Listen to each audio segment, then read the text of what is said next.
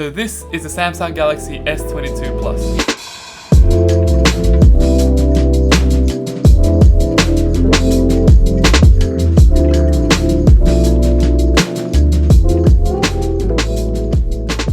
Hey guys, welcome back to my YouTube channel. My name is Demis Rosalie and I'm a photographer and designer based in Sydney, Australia.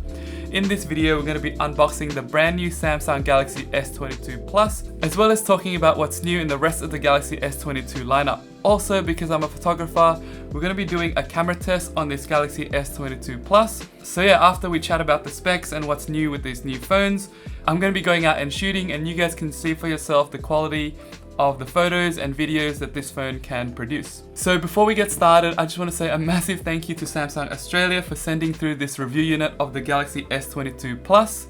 Apparently this is the only S22 phone currently in Australia, so I feel very blessed and honoured to be able to unbox it with you guys all today. Just a disclaimer, this video is not sponsored by Samsung, so I'll be giving my honest thoughts and opinions on the phone. I will be creating some content on this phone for my Instagram, so if you want to go check that out, go find my Instagram account or even my TikTok account as well. Alright, so let's get started with this unboxing. So as you can see here, it's a pretty standard thin box as it doesn't come with a charging brick like all the other recent Samsung phones. And inside the box you have the phone itself, a USB-C to USB-C cable, some paperwork, and the SIM card tray pin. Now in terms of the specs of the phone, all Galaxy S22 models come with a Snapdragon 8 Gen 1 chipset, also known as the Qualcomm SM8450 or the Exynos 2200, depending on where you are in the world. The phone in my hand right now is the Exynos version because it's a review unit that's been sent from Europe, but I should be able to test out the Qualcomm version soon as well when I get my hands on the Australian version of the S22 Ultra, which I'm very excited about. All S22 models have an Infinity O display, with the Ultra being 6.8 inches, the Plus at 6.6 inches, and the Standard at 6.1 inches. The Ultra has a Quad HD Plus resolution and an adaptive refresh rate from 1 to 120 Hz, while the Plus and the Standard has a full HD Plus resolution with an adaptive refresh rate from 24 to 120 Hz. This means that the S22 Ultra should be able to save you a little bit more battery life compared to the Plus or the Standard, although the Ultra does have a bigger battery and also a bigger screen as well. All the phones in the S22 lineup come with 256 gigs or 128 gigs of internal storage and 8 gigs of RAM, but the Ultra also has a 512 gig version with 12 gigs of RAM. However, there is still no external microSD card support for all S22 models. This S22 Plus has a 4500 mAh battery, while the Ultra has a 5000 mAh battery and the Standard has a 3700 mAh battery. The S22 Plus and the S22 Ultra support 45 watts super fast charging, while the Standard only supports 25 watts fast charging. All phones are IP68 certified and come in Phantom Black, Phantom White and Green. The only difference in colours is that the Ultra comes in this burgundy colourway, while the Plus and the Standard come in this pink gold colour. One cool thing is that the Ultra now comes with an inbuilt S Pen for the first time in a Galaxy S device. Because of this, I'm guessing that the Note lineup will no longer be available and Samsung will be focusing solely on their foldables in their next launch in the second half of the year, which should be very exciting. In terms of pricing, the Ultra will start at 1,849 Australian dollars, the Plus will start at 1,549 Australian dollars, and the Standard starts at 1,249 Australian dollars.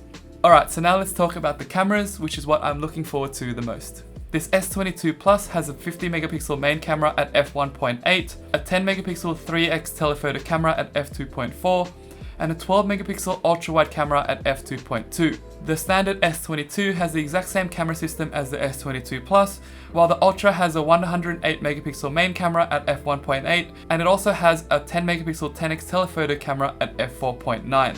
The ultra wide and the 3x telephoto cameras are also the same as the Plus for the Ultra. For the selfie camera, the Plus and the Standard have a 10 megapixel f2.2 camera, while the Ultra has a 40 megapixel f2.2 camera.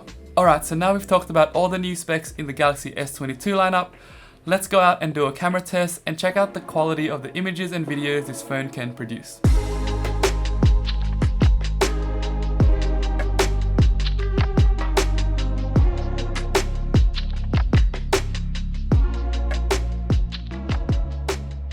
So I went to Milsons Point in Sydney to test out the camera on this Galaxy S22 Plus and first tested out the photo quality in broad daylight.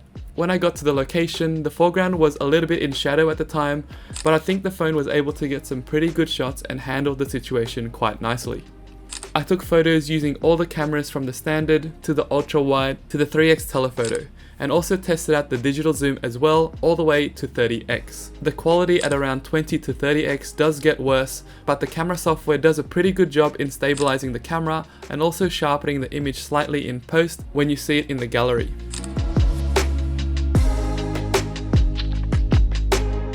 I also tried out the 50 megapixel mode, and although the quality of the photos did improve slightly when zoomed in compared to the standard 12 megapixel mode, I found that it wasn't that big of a jump, so I probably would just use the standard 12 megapixel mode more when I'm out shooting to save memory.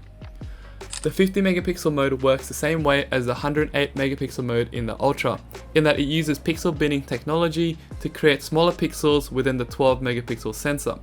But from what I've seen in last year's S21 Ultra, the 108 megapixel version had a much more significant jump in quality, which is to be expected. I'm pretty keen to see the 108 megapixel quality on the S22 Ultra though this year, when I do get that phone very soon. Next, I tested out the video quality during the day using all three cameras in 4K. This is what the video quality looks like at 30 frames per second.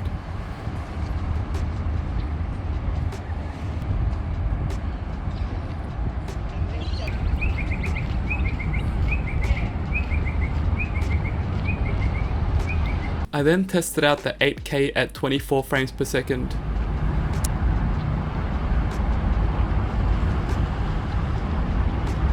,4K at 60 frames per second. The phone is also able to do 120 frames per second at 1080p using Pro Video mode. I then tried out both the slow motion and the super slow motion modes. Slow motion is shot at 240 frames per second at 1080p, while super slow motion is shot at 960 frames per second at 720p. Next, here are some panorama photos I took both horizontally and vertically.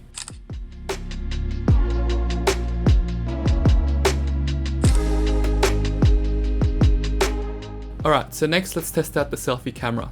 This is what the selfie camera looks like in both the standard and in the wider angle view. So this is what the selfie camera looks like in 4K. Here's Ben helping me shoot. And yeah, you can also hear what the mic sounds like on this S22 Plus. What a great sunset here in Sydney. Next, I tested out the portrait mode. I've never really tried out this mode in Samsung's previous phones, as I don't usually shoot people or portraits in my photography, but I found that it's really nice that you can adjust the amount of artificial blurring in the background. I think the AI is able to do a great job in identifying the subject's outline in photos, but it does have a tough time when it comes to portrait video, as you can see. Next, I wanted to try some macro photography. I found that the camera on the S22 Plus wasn't able to do macro like the one on the S21 Ultra could. Here I did a few tests and found that the minimum focus distance was not as close as the one on the S21 Ultra. I am curious to see if the S22 Ultra still has this capability, as it was quite cool to get some unique macro angles. I feel that this is a very niche thing and shouldn't be a problem for most people though. I then tested out the Pro Video mode. I found that it's awesome in this mode that you're able to adjust the settings accordingly for your videos, depending on the scene and the look that you're after. Alright, so this is me recording a video in Pro Video mode. The mic is set to Omni at the moment. This is what the rear mic sounds like. And this is what the front mic sounds like. So this is what director's view looks like with the Sydney skyline, and then there's Ben here next to me. But yeah, it's pretty cool, you can record all cameras at once. And last of all, I played around using the hyperlapse mode. These time lapses were shot using a tripod with the 4K function turned on at automatic intervals. In this mode, I think it's really cool that you can pick the interval speeds and you have lots of options and flexibility. However, as I wasn't able to use the 3x telephoto camera in this mode, I just shot this other time lapse by just recording a normal 4K video using the 3x telephoto camera. I then sped up the footage in post-production. All these modes I've tested can be found by clicking the More button in the camera app. Alright, so now let's talk about the low light and night photography. Samsung has really been heroing this, and they've called it nightography in this S22 lineup, so I was pretty keen to test this out. For this, I wanted to test a few things. Shots taken on auto handheld, shots taken in night mode handheld, and finally pro mode using a tripod.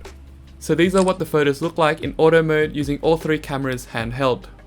They do require you to stay quite still for a few seconds after pressing the shutter, but the results do look quite good I think for the standard and the ultra wide camera.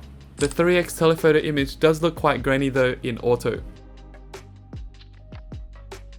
Using night mode handheld, the standard and the ultra wide images looked quite similar compared to auto mode. I think when you're in auto on these two cameras, night mode just gets switched on automatically. However, when you use night mode using the 3x telephoto, you can definitely see an improvement in terms of the grain and the overall quality. The good thing about auto and night mode is that it's just a click of a button and it's really easy if you're not familiar with photography settings. Finally, I tested out the pro mode using a tripod. Although this is probably the most difficult to understand and play with, it probably is the best way to get the best quality night photos. The best place to start here is to make your ISO as low as possible, and on this phone it's ISO 50.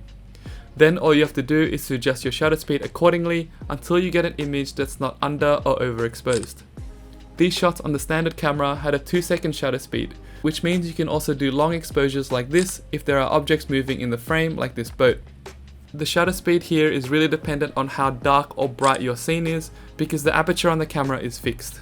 I also use the ultra wide and the 3x telephoto in pro mode. I really like how you can now use all the cameras in pro mode. This is definitely a game changer, as in the past you could only use the standard and the ultra wide. Okay, so now for some night videos. This is what the video quality looks like at night at 4K at 30 frames per second using all three cameras.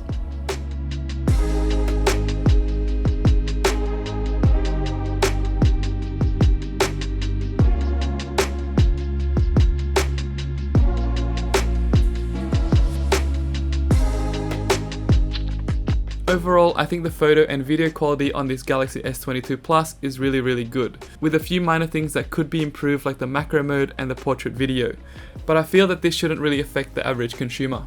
If the quality is already this good on the S22 Plus, then I'm really keen to test out the S22 Ultra, which should be better in terms of its camera.